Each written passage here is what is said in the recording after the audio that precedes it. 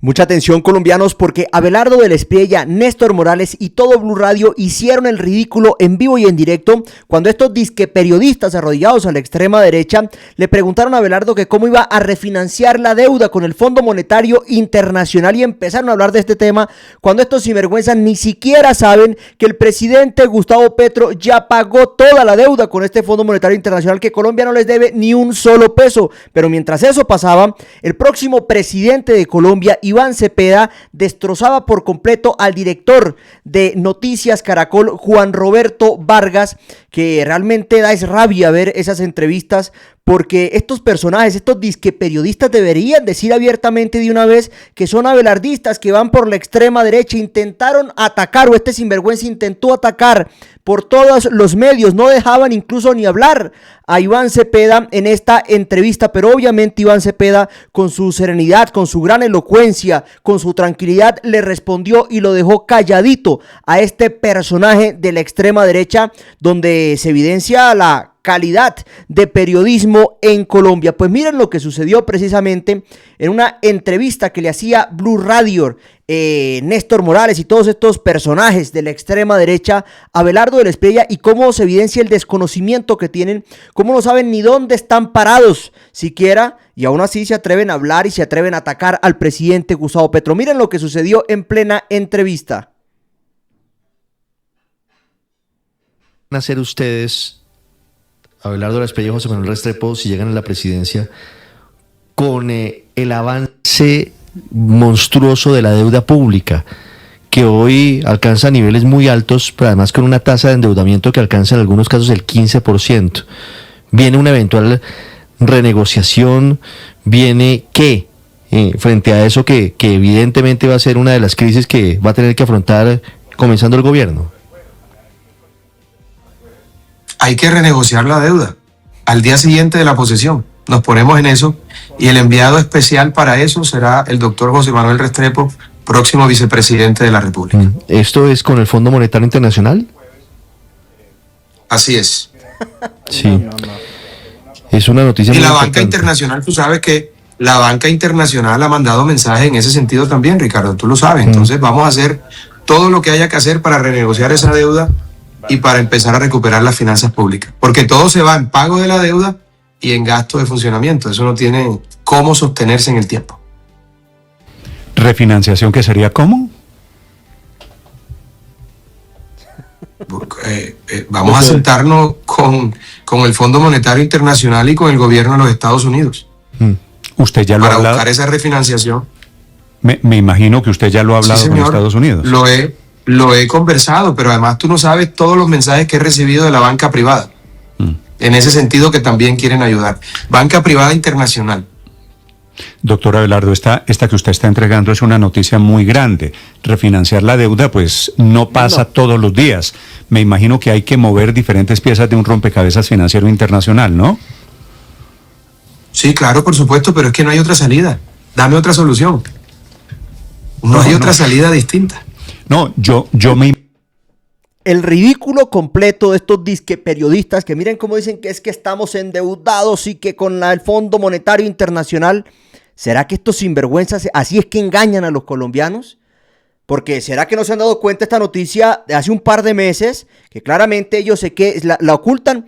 Ministro de Hacienda anuncia que Colombia saldó con el Fondo Monetario Internacional, o que saldó su deuda con el Fondo Monetario Internacional, y descarta nuevos créditos. ¿Con quién va a renegociar Abelardo del Espriella en llegado caso, ¿no?, de que llegue ojalá eso no vaya a pasar, de verdad, llegue a la presidencia de la República? ¿Con quién va a renegociar? Eso es lo que conoce Abelardo del Espriella. Esas son las mentiras, porque se las pasan diciendo al pueblo colombiano que estamos endeudados, que estamos no sé qué más, que no sé qué cuentos.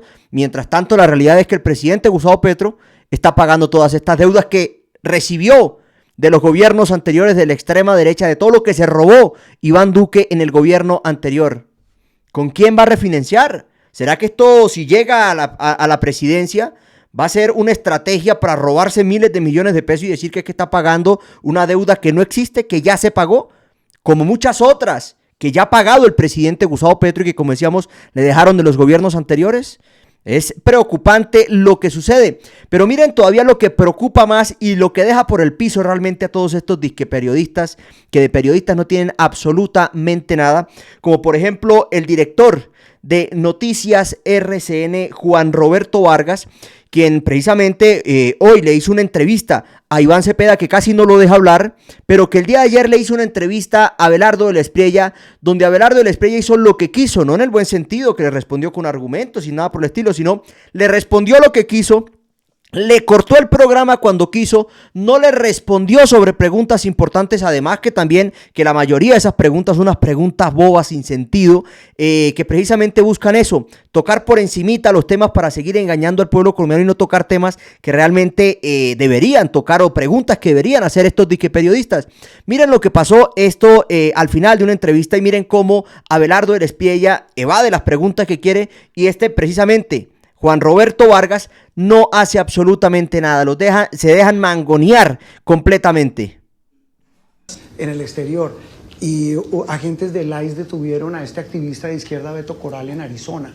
Vienen más medidas en el caso de visados. Usted, ¿cómo se dice? Etiquetó al señor Landó, el encargado de las visas en Estados Unidos. ¿Hay alguna noticia sobre eso? Hombre, siguiente pregunta, amigo periodista. Gracias, Juan Roberto.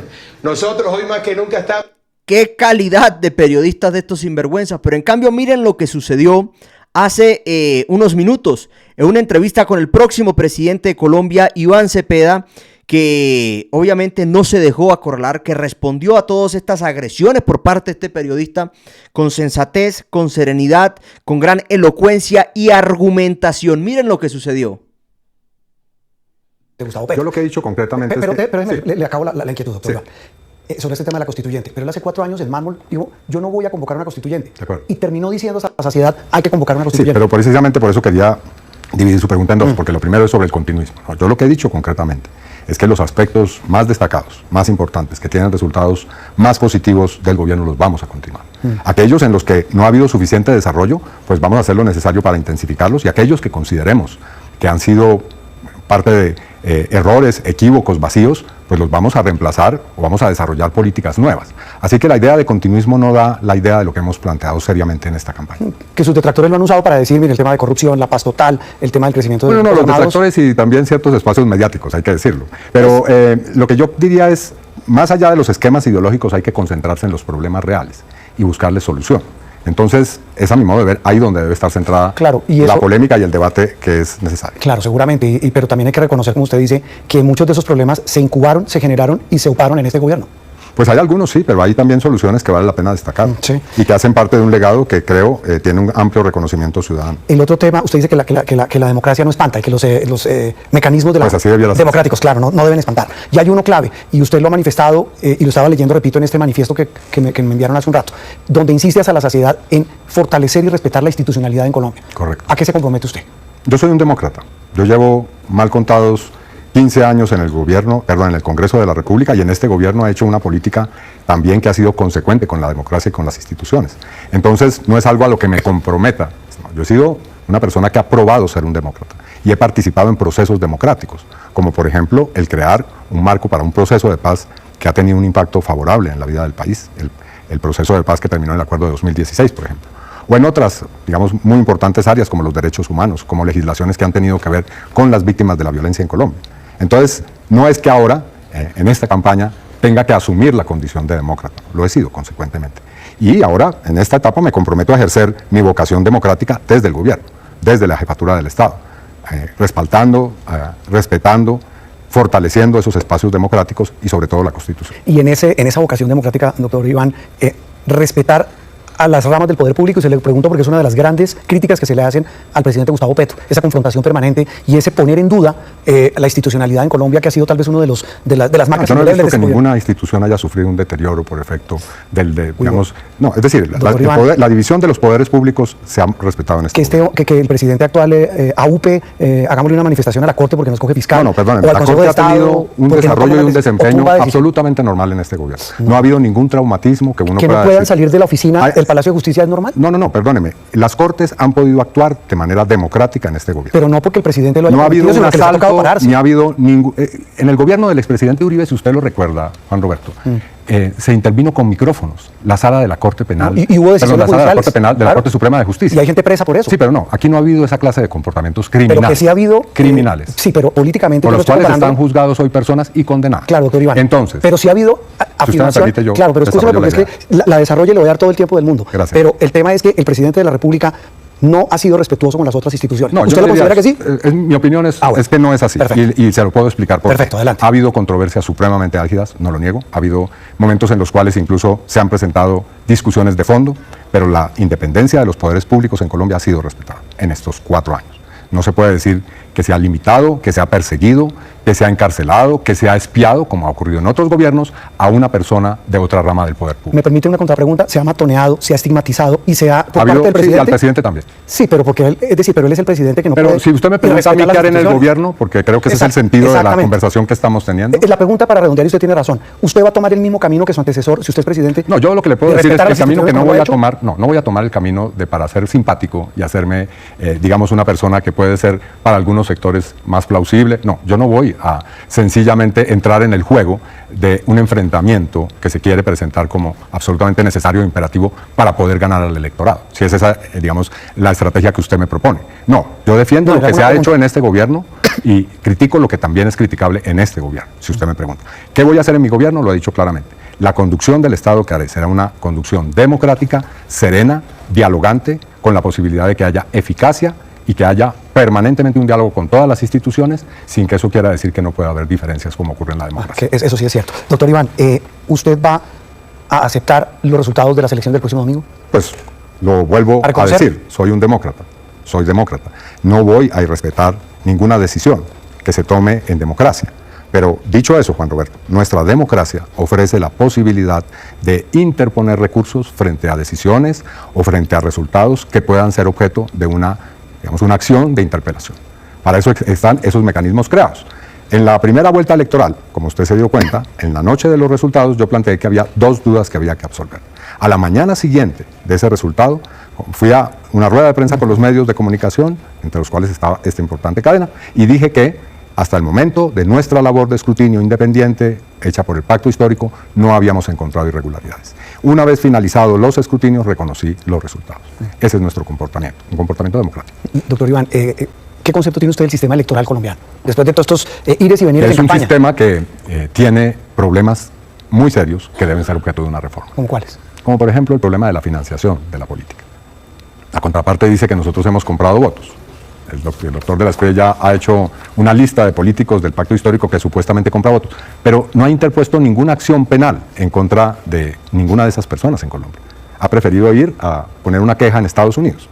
En cambio, nosotros sí vamos a interponer acciones penales en su contra, porque sí tenemos elementos que nos llevan a concluir que sí se están utilizando mecanismos de compra de votos por parte de esa campaña. ¿Qué información tienen ustedes, La doctor Iván? presentaremos en estas horas que vienen y la vamos a dejar ahí en claro, para que sean las autoridades colombianas, no estadounidenses, las que investiguen estos asuntos. Es decir, no, porque si usted se refiere, para traducir, doctor Iván, el candidato No Abelardo de la necesito Espriella... traducción, se lo digo con toda claridad. No, la traducción Con toda para completa. los televidentes es que Abelardo de la Espriella dijo, hay unos señores que están comprando votos y le voy a pedir a Estados Unidos que les quite la visa. Pero ¿y por qué tiene que recurrir a las Usted no, autoridades usted- estadounidenses? Le pregunto. No, habría que preguntarle a él. Porque hay que...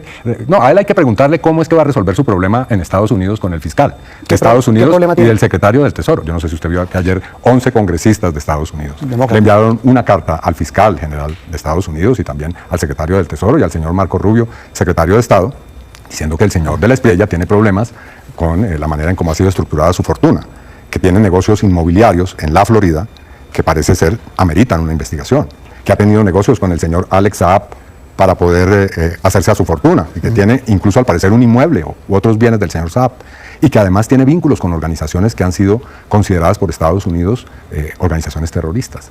Que el señor de la Espriella, eso dice la carta, es una figura que constituye un peligro para la seguridad nacional de Estados Unidos. Entonces, esos no son problemas de compra de votos en la costa caribe colombiana, no. Esos son problemas en la Florida con las autoridades estadounidenses. Esos sí son problemas que va a tener que resolver el señor de la Espriella. Tengo varias preguntas más aquí, pero el tiempo ya premia, 12:24 minutos. Estamos con el candidato Iván Cepeda, aquí a escasos 2 días de la segunda vuelta presidencial. Y quiero arrancar con esto que usted menciona de Estados Unidos. Si usted es elegido presidente para hablar de relaciones internacionales, doctor Cepeda, ¿cómo va a manejar la relación con el gobierno de Donald Trump? ¿Cómo la imagina usted? Pues yo espero que sea una relación respetuosa, de cooperación, de asunción de responsabilidades frente a los problemas bilaterales, de muy buenas relaciones en el plano económico y diplomático. Ahora, por supuesto, usted conoce mi talante, yo haré que se respete la soberanía nacional. No haré una política que permita que nuestra soberanía sea vulnerada, como le corresponde según la Constitución a un jefe de Estado. Y ahí hay un tema indisoluble en esa relación que es el narcotráfico. En ese tema, frente a esa relación con Estados Unidos, ¿cuál va a ser la estrategia de lucha contra el narcotráfico? Yo creo que una estrategia integral, no simplemente una estrategia de intervenir cultivos de uso ilícito o de perseguir a los campesinos de nuestro país que se dedican a sembrar coca, de seguir de alguna manera criminalizando territorios de nuestro país. Hay que desarrollar las regiones donde hay los mayores cultivos o las mayores extensiones de cultivos de hoja de coca. Y para eso es necesaria una política integral. Por supuesto, hay que sustituir las economías ilícitas con economías que sean economías para el progreso de los territorios. Y por supuesto, pues sí, habrá que erradicar con métodos que consideremos son apropiados, pero fundamentalmente hay que desarrollar los territorios. Entre otras cosas, ayer le escuché al señor de la Espriella que iba a erradicar 330.000 hectáreas y hay 253.000 según las cifras oficiales. Pero que eso no se sabe, ¿no? Mira que no, pero 80.000 sí es una diferencia considerable. Sí. En materia internacional, a propósito de Abelardo de la Espriella, él decía, yo voy a reactivar la relación si gano las elecciones con Israel. ¿Cuál va a ser su postura frente a Israel? Que hoy el gobierno mientras se mantenga ese proceso de genocidio contra el pueblo palestino, yo estoy totalmente identificado con la política actual del gobierno. No se puede tener relaciones con un gobierno que practica un genocidio. Y no es una acusación, esto es lo que ha dicho la propia Corte Internacional de Justicia. Así que un gobierno que viola de esa manera el derecho público internacional no puede ser un gobierno con el que tengamos relación. Y otro muy importante que está hoy metido pues, en una tensión gigante, Cuba. ¿Cómo será esa relación si usted es presidente? Pues en este momento hay relaciones diplomáticas, tenemos una relación de muy larga data que han tenido todos los gobiernos de todo signo político y yo seguiré ese tipo de relación. Y lo mismo con Nicaragua. Bueno, con Nicaragua tenemos polémicas muy fuertes. No solamente tienen que ver con las áreas marítimas y los litigios que tenemos en la Corte Internacional de Justicia, sino también polémicas sobre lo que ha ocurrido en materia de derechos humanos en Nicaragua. Así que veremos cómo se sigue desarrollando esa relación. Un tema geopolítico interesantísimo, doctor Cepeda, China, que es un país que hoy pues está en el escenario como una gran potencia. Muchos dicen que incluso mucho más. No es posible ignorar que... ¿Cómo sería esa relación? No es posible ignorar que China es un país que tiene un liderazgo económico y político hoy en el mundo que tiene una influencia supremamente considerable. Y a mi modo de ver, nosotros debemos incentivar un diálogo lo más fructífero en todos los planos con un país que tiene semejante incidencia en la comunidad internacional. ¿Ya tiene pensado un nombre de eventual canciller, ministra o ministro de Relaciones Exteriores? Hemos estado pensando en varias personas, pero obviamente cada cosa en su momento. ¿Y embajador o embajadora en Washington? Ya cada también. Pero también, ya lo tiene. Debo decir que el embajador Daniel García Peña ha hecho una labor supremamente loable. Eso es interesante. De golpe, si usted es elegido presidente. No, solamente he dicho que puede ha ganar jugado un papel a Daniel García. Sí. Bueno, economía. Hablemos de economía, doctor Iván Cepeda, 12:29 minutos. ¿Cómo va a financiar los programas sociales sin aumentar el déficit fiscal? Digamos, dos temas prioritarios, pero también que tienen 10 políticas que nosotros queremos incentivar de una manera muy seria y que tienen que ver con mantener rentas que no son subsidios para las poblaciones más pobres. Este gobierno ha sacado 4 millones de personas de la pobreza y por esa razón vamos a continuar en ese tipo de políticas. Pero por supuesto tenemos que ocuparnos de que el desarrollo de esas políticas sea sostenible y eso lo vamos a hacer. Están calculadas las cifras, los recursos, las fuentes de esos recursos para que podamos seguir avanzando de una manera significativa en la política social. Y eso incluye la renta ciudadana, la renta joven, la posibilidad del bono pensional, la posibilidad de que el Estado compre alimentos a los campesinos, por ejemplo, la posibilidad de que tengamos desarrollo en 107 proyectos de universidades en los territorios, la posibilidad de que sigamos adelante con una política de vivienda que incluya 1 millón de viviendas sin cuota inicial o con una cuota inicial muy baja para las familias que viven en situación de pobreza. ¿Qué hacemos con el hueco fiscal? ¿Cómo piensan enfrentar el déficit, el descuadre de la caja de las finanzas públicas? Yo creo que esencialmente con un pacto fiscal. Y eso incluye un diálogo constructivo y armónico con la Junta Directiva del Banco de la República, pero también con los sectores empresariales. Hay la necesidad de buscar mecanismos en los cuales haya un compromiso con la tributación. No se puede seguir evadiendo pues los deberes fiscales. Todos tenemos que pagar impuestos, no solamente los ciudadanos de a pie. O sea, otra tributaria, digamos, una reorganización tributaria. La evasión es una cosa y otra cosa es una reforma tributaria. ¿Y en eso han pensado? Si hay un pacto fiscal, veremos en qué condiciones. Y eso creo que es lo que hay que impulsar en este Cuando momento. se habla de un pacto, ¿es que hay gente hoy de los sectores formales de la economía que deberían pagar más impuestos? Bueno, puede ser que sea esa una conclusión, pero también podemos buscar beneficios fiscales si es que hay una atención de políticas sociales, por ejemplo. Nosotros creemos que hay la necesidad de generar una política en la cual el empresariado se comprometa con el desarrollo social, por ejemplo, de determinados territorios del país, y a cambio de ello puede haber cierto tipo de beneficios fiscales. Usted en una entrevista con los colegas de Caracol Radio dijo una frase, dijo, mire, el sector privado debe desprevenirse de un gobierno de Iván Cepeda. ¿Eso qué significa? No, yo lo que he dicho es un diálogo tranquilo, sereno. Espero que lo tengamos. El Consejo Gremial Nacional invitó a dialogar a los demás candidatos. Lamentablemente no se pudo producir un encuentro al cual yo estaba plenamente dispuesto para tener ese diálogo. Yo espero que lo tengamos ahora en mi condición de elegido el 21 de junio. Y uno de los temores de quienes en el sector privado dicen, el asunto es que un eventual gobierno de Iván Cepeda profundizaría la estatización de Colombia. No, eso no está en ninguna parte de mi... ¿Y en el programa que me mandaron hoy? No, nosotros creemos que es necesario fortalecer la educación pública, que el sistema de salud debe ser un sistema mixto, que hay la necesidad de fortalecer el sistema nacional de reforma agraria, que hay que seguir avanzando en entregarle al campesinado pobre. Queremos 1 millón de hectáreas más de las que ya se han entregado en este gobierno.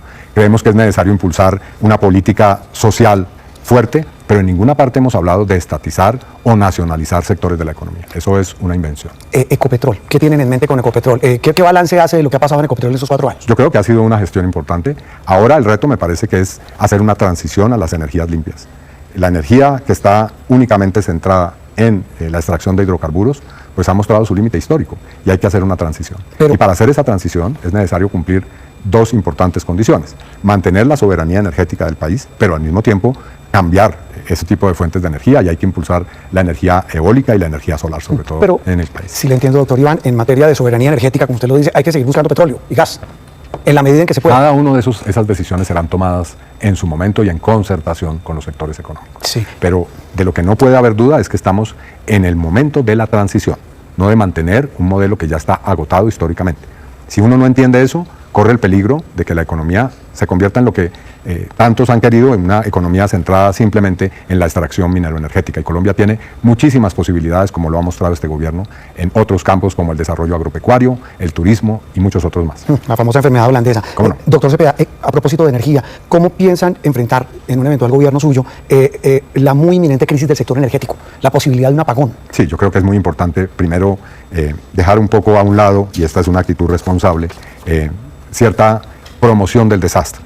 Hay que ser responsables en esto, hay que señalar hasta dónde hay realmente ese peligro, que nadie lo niega, entre otras cosas.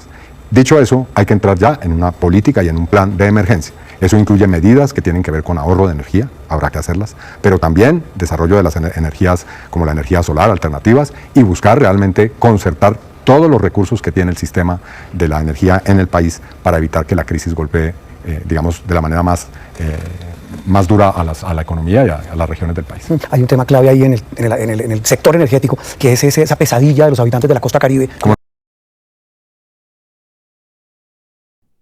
Este es Iván Cepeda, una persona que no le huye a las preguntas, una persona con serenidad que responde con argumentos frente a unas preguntas de un periodista notoriamente parcializado, que ataca, que no deja hablar, que utiliza las respuestas para tergiversar lo que se está diciendo frente a las entrevistas, como vimos, que le hacen, por ejemplo, a Abelardo de la Espriella, donde no le dicen absolutamente nada, no le hacen las preguntas necesarias, dejan que salga con cualquier payasada, incluso en el mismo desconocimiento de esos periodistas, como lo vimos en Blue Radio.